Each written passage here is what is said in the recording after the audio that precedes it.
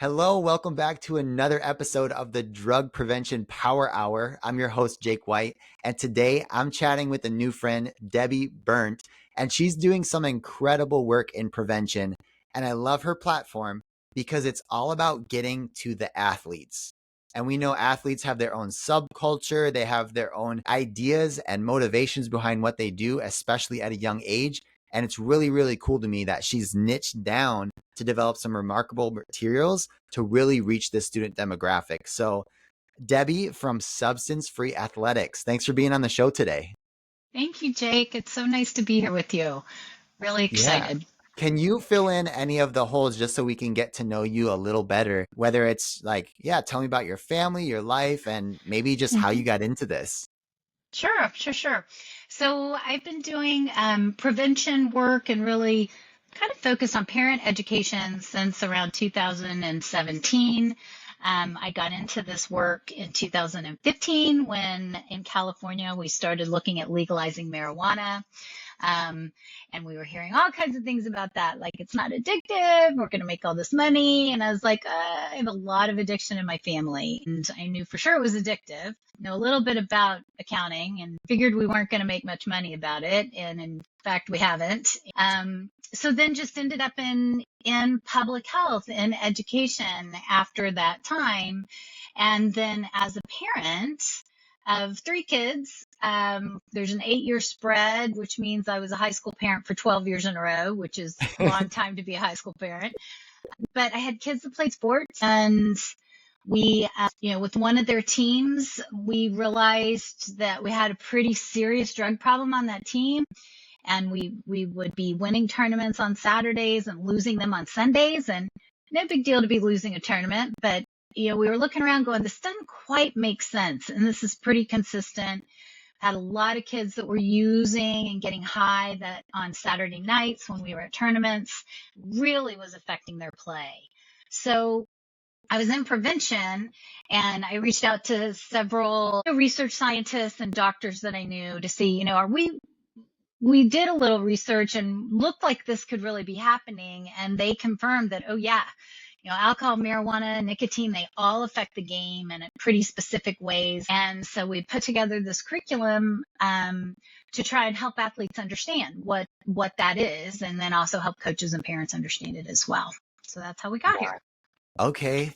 Wow. And what's really fascinating about doing prevention, especially with young people, is there's all the stuff that we did, in the past couple decades. And even now, it's like important to help young people think about their long-term future. But Mm-hmm. if you remember being young, and we know now by the science of it, like our brains aren't wired Yeah. to think about our future that Yeah. much. It's just not the part is developed yet. What's cool is that if a student is really, really motivated by their athletics and it's something that they can grab onto and say, yes, of course I care about that, then now Yeah. you're doing prevention by something they care about, not just by Right. what you care about. And that's what we need. We need to find Right. out how they're motivated and what their goals are. And a lot of students that are young is athletes. That's a Yeah. big, big part of it. Yeah. You're so right. And to add to that, and I think we've learned this along the way, athletes are very motivated, as you said, for all the reasons that they are, but they're also very team minded. So that place where they want to come together with their peers, with their teammates, they want to set some goals and try to accomplish something together, where they are already in a mindset of supporting each other. They're in a mindset of, sports is a great place where you learn how to fail, right? We lose games. And so what do we do when we lose? What do we do when we fall short? Picking each other up. All of this kind of the essence of sports in a certain way, but also kind of esoteric, really has come into play. And we find that athletes love this program because they pull all of the knowledge and all the kind of bioscience that we give them into this space, and they really support each other, and they really get on the same team, if you will, about this topic, and then getting everybody, I don't know, just aligned with it. It's really Yeah. pretty remarkable. Okay, cool. Can you tell me like someone that you just meet brand new, I've never Uh-huh. heard of substance-free athletics or what you're Mhm. up to. How do you explain it to the first time? Like, what is it? What's substance-free athletics? So substance-free athletics is predominantly a narrative, if you will. It is an explanation of what alcohol, marijuana, and nicotine do to the athlete's body and those systems that an athlete relies on. It goes on to talk a little bit about opioids because we know athletes can encounter that through sports injury. It talks about addiction, and then it what does something that we call social norming, which is looks at, in the drug use space, we have this real perception problem, right? Everybody always thinks everybody's using, and it doesn't matter who Mhm. you are. It doesn't matter if you're a kid. It doesn't matter if you're a parent. Everyone thinks everyone's using. Well, when we look at use data, we tend to see less use than what we perceive. It's not Mhm. non-use, but it's less use. Talk a little bit about that too.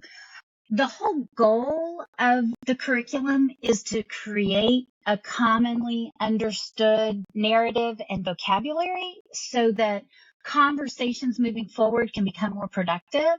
We talk to athletes, we talk to coaches, and we talk to parents. About 70% of what we say to each of those groups is the same to create that common understanding.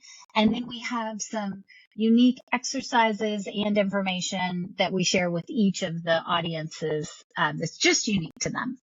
So, Okay. I mean, I guess And that's the bulk of it. yeah, and is it implemented? You mentioned through a curriculum. How does someone like the people that are listening to this are most likely on Yeah. a coalition or Yeah. part of a community group that's doing prevention? What's the format of how people work with your program and yeah, what do they get or what do they use? Sure. So it's presentation based right now, which means it's predominantly PowerPoint slides that have embedded videos throughout the explainer videos in different places.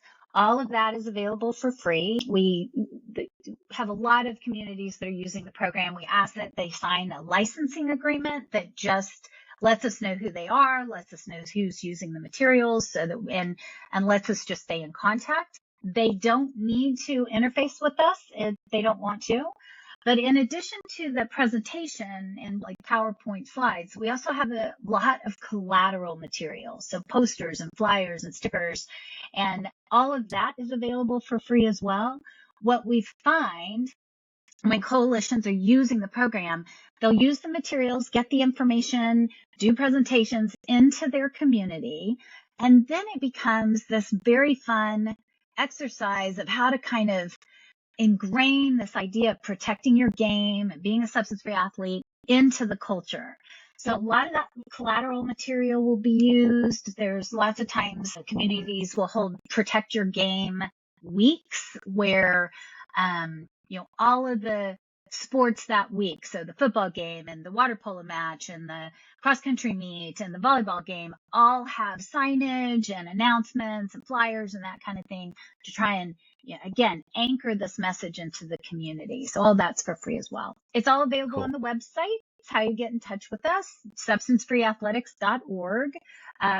If a coalition or community needs or wants a lot of training, a lot of implementation planning, they can hire us to help them do on a fee basis. But we really, when we got this information compiled and put together, when we saw the effects of it in our piloting phase, we really just want this message out there, and we want as many, especially high school athletes, to get their heads wrapped around it as we can.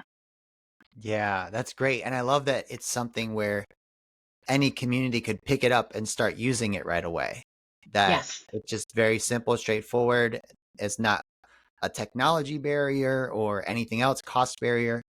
Can yeah, I would love to talk more about the science behind it and your expertise.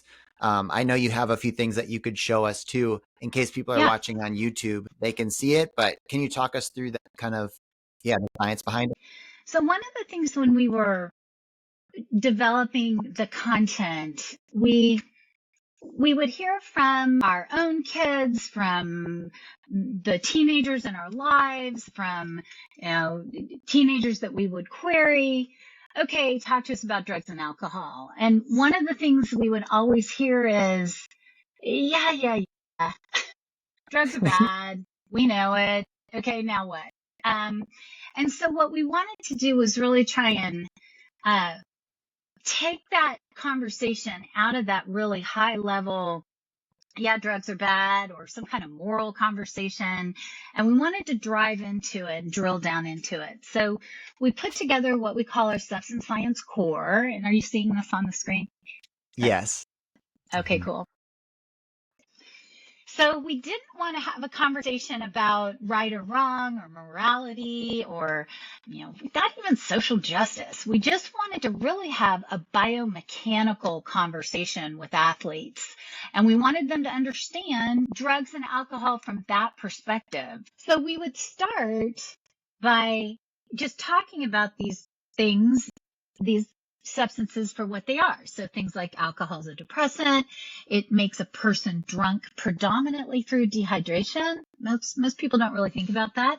It does some other things in the brain, but one of the major mechanisms is it dehydrates a person's brain. And so the neurochemicals don't run across the cells as well in the brain, and it causes, in part, the drunkenness. We also know that alcohol is water soluble, which means a person drinks and it washes out of their body in roughly 24 hours. And then we know that the impacts of alcohol are largely physical in nature, which means things like a person drinks and it constricts their aerobic metabolism, which reduces endurance, or it makes weight really difficult to maintain. Lots of athletes are in weight rooms trying to gain weight. Some are in weight rooms trying to redistribute weight, and the alcohol gets in the way of all that. We also know that alcohol inhibits the absorption of nutrients. And so what does that mean? Well, lots of athletes are on special diets relative to their sport. And even if they're not, all of us are eating food for the proteins and the carbohydrates and the minerals that we get out of our food. And that makes our bodies function well. And alcohol can get in the way of that, reducing endurance, increasing injury. And then alcohol also affects sleep, which is a big part of recovery. When you're an athlete, tearing down tissues and rebuilding for greater strength and agility is all part of the sports process. Sleep is an important part of that process as well. And then we know that performance within 24 hours of activity significantly reduces aerobic. Actually, use within 24 hours of any kind of activity significantly reduces aerobic performance. And so, I'm talking to high school athletes, but a lot of them have adults in their lives that are runners. And if you talk to any runner that runs in any kind of serious way, they will tell you there is no way they would drink before a race. They feel it so completely, even the day before. And then this last point relative to alcohol is really what gets a lot of athletes' attention. We have research that shows weekly use of alcohol doubles the rate of injury. So what is weekly use? That's weekend use, right? So that beer on a Saturday night might not just be a beer on a Saturday night. And we don't want to be crazy about that. Not everyone's going to show back up to practice and get injured on Monday, but it's doubling the chance of that happening, which is a pretty significant impact. And then we move on and we'll talk about marijuana. And again, same thing. What is it? Lots of people are confused that just marijuana, weed, pot, cannabis is really talking about the same thing, that cannabis plant. That is just the Latin name for it. Marijuana contains cannabinoids like THC, the one that makes a user high, CBD, and there's a bunch of others. Marijuana is actually in a drug class largely by itself. One of the major characteristics of that class, called psychotogenics, is that they are hallucinogenic, which means they distort time and space, they distort perception. And then, unlike alcohol that makes a person drunk in a really general way, marijuana makes a person high in a very specific way, and it's by spoofing what's called the endocannabinoid system. And I think I said this to start out, but if I didn't, obviously some of this information is a little bit technical, and we don't need athletes to take a test on this. They don't need to be able to recall endocannabinoid system, but they conceptually understand what the drugs are doing, and they carry that with them into the field, if you will. And then here's an example of a video that we've put together to try and explain some of the more technical nature of it. And this is the fact that marijuana is what we call, and that means it's fat soluble. So here's what that means. Marijuana is fat soluble. If you don't remember anything else about marijuana, remember this. It's one of the most interesting biodynamics of this drug. Let's compare it to alcohol. Alcohol is water soluble. A person drinks alcohol, also known as ethanol. It gets into the blood and goes to their brain. It makes a person drunk. Then the alcohol washes out of their body in about 24 hours. This happens by the person's blood moving the alcohol to the body's excretory systems. Sweating, peeing or urination, and breathing are some of the body's excretory systems, and they are how alcohol leaves a human body. In contrast, when a person smokes a joint or ingests THC in any of its forms, like vapes, edibles, topicals, etc., the THC gets into the bloodstream, it's carried to the brain and makes a person high. While the person is still high, the body starts pulling the remaining THC out of the bloodstream and deposits it into the fatty tissues around the body. There are a lot of fatty tissues in the brain, but THC is stored everywhere. This, by the way, is what the body does with all kinds of fat-soluble toxins.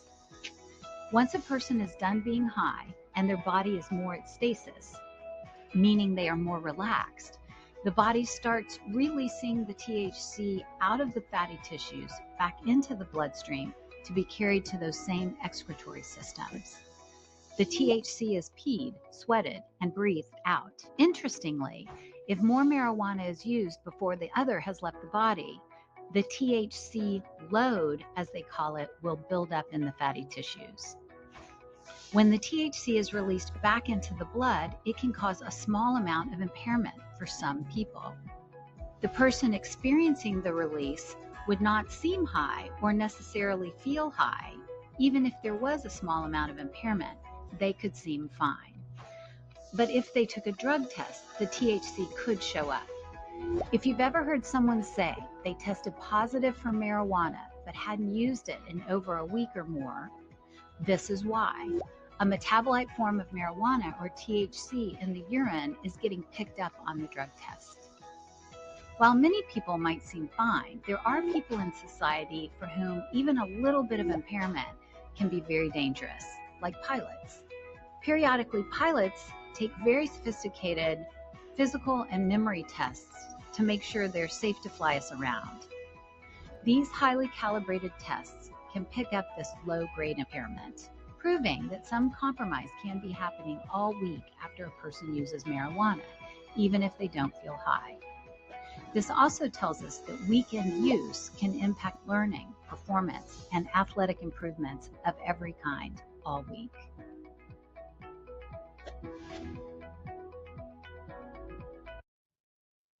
So let me stop there for a second. I can take you through a little bit more and show you another video where we talk about the endocannabinoid system and its relationship to sports. But what do you think? Yeah, that was a well done video, by the way, too, with all the animation and the things coming in and out. It Thank you. kept it really engaging, that it just didn't just feel like a voice. We got to watch it. That's really cool. Yay. Yeah, it's like I said, I mean, some of this stuff is pretty, but it's also really important to understand the decisions that we're all making and be making the decisions that we want to. So we find it's pretty effective. Yeah. Is there any, when you're going through this with students or communities, do they ever ask, is there a survey that they do too with it? Or how do y'all deal Yeah. with that Yeah, no, question? that's great. Great question. So all of our presentations start with a pre-survey and a post-survey. Let me just ask you real quick. Let me stop sharing. There we go. They all start with a pre-survey and a post-survey. So, we ask a set of questions in the beginning. We ask the same set of questions at the end. that's in large part trying to determine, are we conveying information? Are we imparting knowledge? Is there knowledge transfer, I guess? And then we also have some open-ended questions about the end, things like, did your opinion about alcohol, drugs, or marijuana change? And we're looking at starting to talk about some more longitudinal studies where we really track behavior to see if we change behavior. A pretty complex, research project. But short of that, we just wanted to know, in this moment, has anything changed for you? And we see lots of knowledge transfer. 20 to 40% of answers are didn't know, now I do know.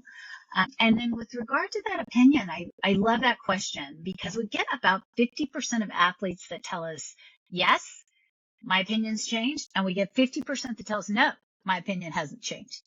And on the nose, we always ask for explanation. Almost always do we get, I was never going to use, this, I always knew they were not great for my game. Oh, this isn't telling me anything that I didn't already know effectively. When we dig down a little bit deeper in that, we find it's not that they knew the science, but they knew they didn't want to use. So we're just confirming for that cohort why they might be making the decision that they're making, or reinforcing that, if you will. Yeah. And then for the ones that say, yes, my opinion's changed, I mean, we hear all kinds of things. Like, I feel like I scripted as a prevention professional. I won't feel so stressed about it in the future, or I didn't know it was so bad, or I'll think twice next time. So again, in that moment, I think we're making an impact, if you will, or at least getting them to think about it, which is great. Yeah. And it's another positive experience with prevention geared towards what they want, and you're educating them. It's a piece of the prevention puzzle. Yeah. And I think it's really cool. And I love to hear the fact that even though surveys, right, like it takes a while to tailor them to get the information that we want. And, sometimes it evolves, and we use different methods. So it's really cool to even hear, like you said, the students that say, oh, I mean, it didn't change my opinion about using them because I wasn't going to, because those students need prevention as well to continue solidifying that experience, and to show them positive social norms, that not everyone is doing this, and everything that comes with that. So I love that. So the athletes in the program, or that were in early on in the program, at one point were like, okay, substance-free athletics is great, but we want something that's more our own. And they came up with the phrase, protect your game. They were like, that's our statement. We can get behind that, and that makes sense to us. The next year, we have a council of athletes, and if there are any high school athletes in the country that are interested, they can join our council. They actually impact the program a lot. They give us a lot of feedback. We make a lot of changes because of this council. Anyway, they wanted to kind of work on engagement. And so we talked about, well, how can we further engage the athletes that hear the program? And we talked about pledges and all kinds of stuff. And at the end of the day, a high school kid does not need more commitment, more things in their lives, more things that they're managing. So that we walked away from the pledge, but they came up with these 5 questions that we call the Protect Your Game Challenge. And at the end of a presentation, we literally just pop these 5 questions up on screen. The first one is, what surprised you about the presentation? Again, it's a little technical. Let's anchor some of that information for each of them by getting them to talk about it. And then the next 4 questions just kind of hit it. And they say, can we have a substance-free season this season? What kind of challenges would we encounter in doing that? How can we support each other in that effort? Can we have a wingman or a wingwoman? Can everybody find a partner? What are some things that we could do and plan that are substance-free? And we literally spend 2 to 5 minutes with that up on the screen, breaking the room into smaller groups, asking them to talk about it among themselves for 2 minutes, 5 minutes, nothing major. And then we have them share back out. And high schoolers are just hilarious and great, and they're just all over the place. I mean, they're laughing, they're irreverent, they're funny, some are serious, and they share back out just a little bit on what they talked about, and then we break and everybody goes to practice. We tend to have some swag and get to just a little bit of sticker or flyer or bracelet or something to take with them. And what we think we've done in that moment, what we hear back has happened, is we've super validated the non-users on the team. So, and we've given them, if they want it, a platform to elevate their voice. And not every non-user does. Plenty of high school kids are never going to talk about this again, whether they're using or not using. But there are some that do kind of step into that void and kind of are like, yeah, what are we doing? Let's do this. We can do this, and it becomes this very game goal driven exercise for a team, for example. So we're validating non-use voice, we're elevating that, we're giving them a context in which they can influence each other, and then we're kind of handing this topic to them and taking us, the adults, in their lives out of it, because we don't want them to have no support, but at the end of the day, they decide if they're going to use or not. At the end of the day, they support each other in their decision making. So to kind of start the conversation or give them a way to start the conversation, and then, trust that it's going to continue on in the way that makes sense for that team and those kids, or not, but, is just really a very empowering place to be as a prevention professional as well. Anyway, so I can't remember what question you asked me. That's my very long answer to it. I can't either, but whatever it was, I'm glad I asked it because this sounds so incredible. Like, I want to be a part of this. I'm like, yeah, can I get this in front of more people? Get it to my schools that we present at and partner with, like all that stuff. So if you're listening and you're part of a coalition, you're part of a school, it's Substance Free Athletics, correct? Yes, perfect. Okay. Everything's there. How to get to us, what the program is, everything's there. We'd love to hear from anyone. Amazing. Well, let's end this way. If there's anything else you want them to check out, I know you said you have videos, materials, everything's on your website. It's free. The curriculum's there. You can use it. If they want to get in contact with you, how do they do that? So the email is on the website as well, but it's info@substance-free-athletics.org. And, we also have I already talked about, we have a licensing agreement that we just ask users of the program to fill out. So if you fill that out, we'll also be in touch as well. There's just, the website's key. That's what the hub of everything. So okay, amazing. So there's some dashes between the words on the website. If you yes, that was really the email address. And I think it is true for the website address as well. But if you just type in Substance Free Athletics, it pops up with or without dashes. Yeah. Perfect. Well, Debbie, this has been awesome. Can we end this episode? If you have one just tip or advice for prevention professionals around the country or something you just really believe in, let's end on that note. Just, what can you leave us with? Gosh, the pressure. I think prevention is this amazingly complex space, right? It's, and there's so many ways to approach it. There's so many messages that are important. And to each of us as prevention people, I think we all kind of have certain messages that really resonate for us, that we really want to get out there. And I think one of the most important things I've found through the years of doing this work is I always have to look at my audience, and I always have to put myself in position of my audience, because what I want to tell them is not necessarily what they care about. And so trying to think about what they care about, what's going to motivate them, what they're going to find valuable, and then coming at it from that perspective. But certainly with parents and obviously with athletes, we're obviously really targeting down into that group of people, but it's just always important to be, maybe we just call that empathetic. I'm not sure, but I love that. And it's so true that if you're talking in general to everyone, you'll reach no one. But when you have a target, you understand your audience, you can, whether you need to interview them, whether you need to partner with them to create materials, whatever it is, you're going to Yeah. be more successful. So I love that parting piece of guidance. Thank you for that. Thank you. And for everyone else that's listening on the Drug Prevention Power Hour, just know that you're doing incredible work. You're part of the team. So stick with it. We need you. And just let us know if you need anything for partnerships in the future. And check out substancefreeathletics.org and check out everything that's there. And you know what? Share it with a friend and share this podcast with a friend and a colleague in prevention. We'll see you next Monday for another episode.